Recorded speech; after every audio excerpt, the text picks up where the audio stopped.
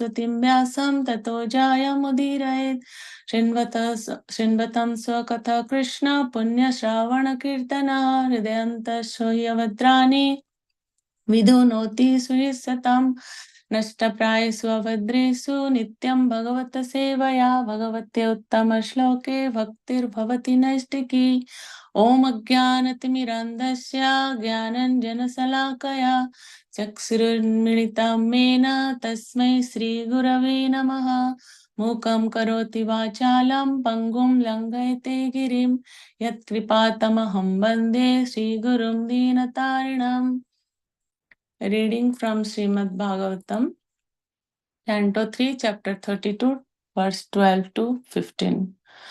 Adya sthira charanam yo veda garbha saharsivi yogeshwari kumaradi siddhar yoga pravartakehi veda drishtya vimanena nihasangenapi karmana kartratvat sagunam brahma purusam purusarsavam सा संसृत्या पुनः काले कालेनेश्वरमूर्तिना जाते गुणा व्यतिकरे यथा पूर्वं प्रजायते ऐश्वर्यं पारमेस्थ्यं च ते अपि धर्मविनिर्मितं निषेव्य पुनरायान्ति गुणा व्यतिकरे सति.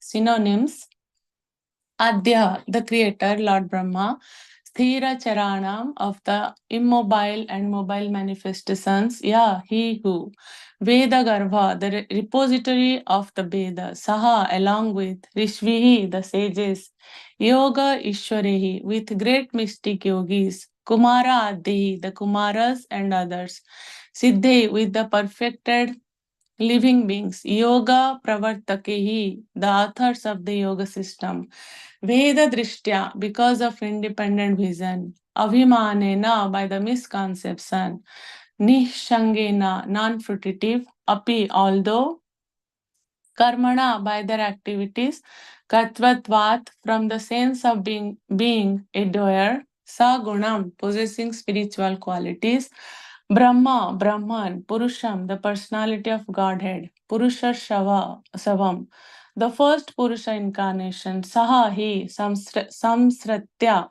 having attained; Punaha, again; Kale, at the time; Kalena, by time; Ishvara Murtina, the manifestation of the Lord; Jate Guna Vyatikare, when the interaction of the modes arises; Yatha, as; Purvam, previously; Prajayate, is born; Aishwaryam, opulence; Paramesthyam, royal; Cha, and; Te, the sages; Api, also; Dharma, whether pious activities; Vinirmitam, produced; Nisevya, having enjoyed; Punaha, again; Ayanti, they return; Guna Vyatikare sati, when the interaction of the modes takes place. Translation and purport by Srila Prabhupada ki jai.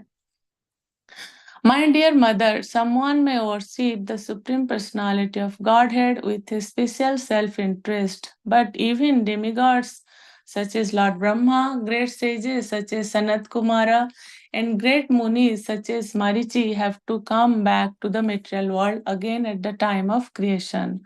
When the interaction of the three modes of material nature begins, Brahma, who is the creator of this cosmic manifestation, and who is full of Vedic knowledge, and the great sages who are the authors of the spiritual path and the yoga system, come back under the influence of the time factor. They are liberated by their non-fruitive activities and attain the first incarnation of the Purusha.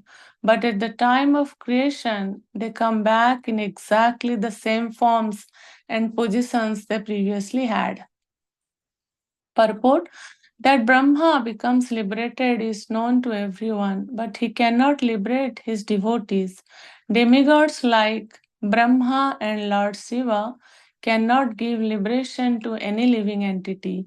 As it is confirmed in Bhagavad Gita, only one who surrenders unto Krishna, the Supreme Personality of Godhead, can be liberated from the clutches of Maya. Brahma is called here Adhya Sthira Charanam. He is the original first created living entity, and after his own birth, he creates the entire cosmic manifestation. He was fully instructed in the matter of creation by the Supreme Lord. Here he is called Veda which means that he knows the complete purpose of the Vedas.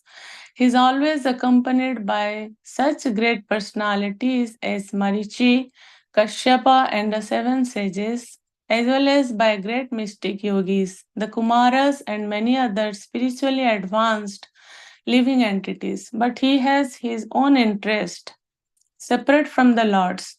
Veda Drishtya means that Brahma sometimes thinks that he is independent of the Supreme Lord, or he thinks of himself as one of the three equally independent incarnations. Brahma is entrusted with creation, Vishnu maintains, and Rudra, Lord Shiva, destroys. The three of them are understood to be incarnations of the Supreme Lord in charge of the three different material modes of nature. But none of them is independent of the Supreme Personality of Godhead. Here the word Veda Drishtya occurs because Brahma has a slight inclination to think that he is as independent as Rudra. Sometimes Brahma thinks that he is independent of the Supreme Lord, and the worshipper also thinks that Brahma is independent. For this reason, after the destruction of this material world, when there is again creation by the interaction of the material modes of nature, Brahma comes back. Although Brahma reaches the Supreme Personality of Godhead as the first Purusha incarnation Mahavishnu, who is full with transcendental qualities, he cannot stay in the spiritual world. The specific significance of his coming back may be noted. Brahma and the great rishis and the great master of yoga, Shiva, are not ordinary living entities. They are very powerful and have all the perfections of mystic yoga. But still, they have an inclination to try to become one with the Supreme, and therefore they have to come back. In the Srimad Bhagavatam, it is accepted that as long as one thinks that he is equal with the Supreme Personality of Godhead, he is not completely purified or knowledgeable. In spite of going up to the first Purusha avatar, Mahavishnu, after the dissolution of this material creation, such personalities again fall down or come back to the material creation.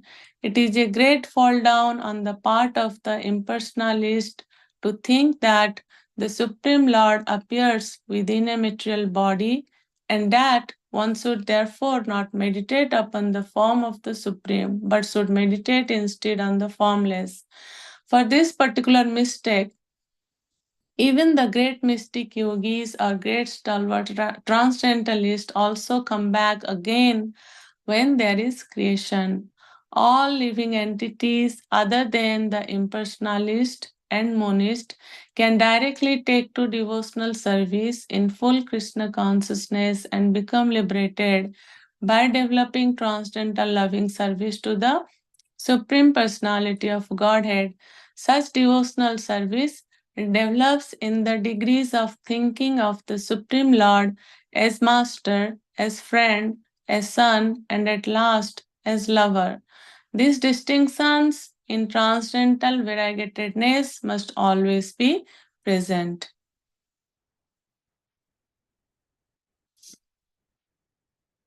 नमो विष्णुपदाय कृष्णपृष्ठाय भूतले श्रीमते भक्तिवेदान्तस्वामिनिति नामिने नमस्ते सरस्वती देवे गौरवाणी प्रचारिणे निर्विशेषशून्यवादी पाश्चात्य देशतारिणे जय श्री कृष्ण चैतन्य प्रभु नित्यानंदा श्री अद्वैत गदाधर श्रीवासादि गौरभक्तवृंदा हरे Krishna Krishna Krishna Hare Hare Hare Ram Ram Ram Hare Hare.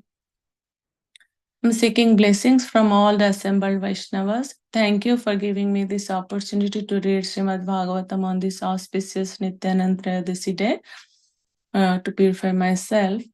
So I'll just summarize the verses. These verses actually tells us if we do not practice bhakti or devotional service, surrendering ourselves at the lotus feet of the Lord and remembering that Krishna is the master, we are the servants, then what will happen? If we don't think in that way, what will happen? It gives example of great personality like Lord Brahma. Demigods like Brahma and Lord Shiva cannot give liberation to any living entity. As it is confirmed in Bhagavad Gita, only one who surrenders unto Krishna, the Supreme Personality of Godhead, can be liberated from the clutches of Maya. So it's referred that it's confirmed in Bhagavad Gita. So Bhagavad Gita verse 7.14 actually Krishna says, दैवी हि सा गुणमयी मम माया दुरत्यया मामेव ये प्रपद्यन्ते मायामेतं तरन्ति ते, which means this divine energy of mind consisting of the three modes of material nature is difficult to overcome, but those who have surrendered unto me can easily cross beyond it. So when Krishna says Mameva, it means only Krishna and not Brahma or Shiva. Although Brahma and Shiva are greatly elevated, and are almost on the level of Vishnu, it is not possible for such incarnations of Rajoguna, passion, and Tamoguna, ignorance, to release the conditioned soul from the clutches of Maya. In other words, both Brahma and Shiva are also under the influence of Maya. Only Vishnu is the master of Maya, therefore, he alone can give release to the conditioned soul. The Vedas, Svetasvatra Upanishad 3.8 confirm this in the phrase Tam eva viditva, or freedom is possible only by understanding Krishna. Even Lord Shiva affirms that liberation can be achieved only by the mercy of Vishnu. Lord Shiva says, Mukti pradata sarvesham Vishnureva na samsayaha. There is no doubt that Vishnu is the deliverer of liberation for everyone. So we see yesterday in verse 11, 3, Canto 3, chapter 32, verse 11, Mataji was reading, that Kapila Muni is instructing his mother Devahuti that, my dear mother, by devotional service, take direct shelter of the Supreme Personality of Godhead, who is seated in everyone's heart, because without that consciousness, one cannot become liberated from the clutches of Maya. Brahma is entrusted with creation, Vishnu maintains, and Lord Shiva destroys. The three of them are understood to be incarnations of the Supreme Lord in charge of the three different material modes of nature, but none of them is independent of the Supreme Personality of Godhead. This verse 12 to 15, we see it's mentioned that Veda Drishtya Bhimanena, Veda Drishtya means because of independent vision, and Abhimanena by misconception. Veda Drishtya occurs because Brahma has a slight inclination to think that he is as independent as Rudra.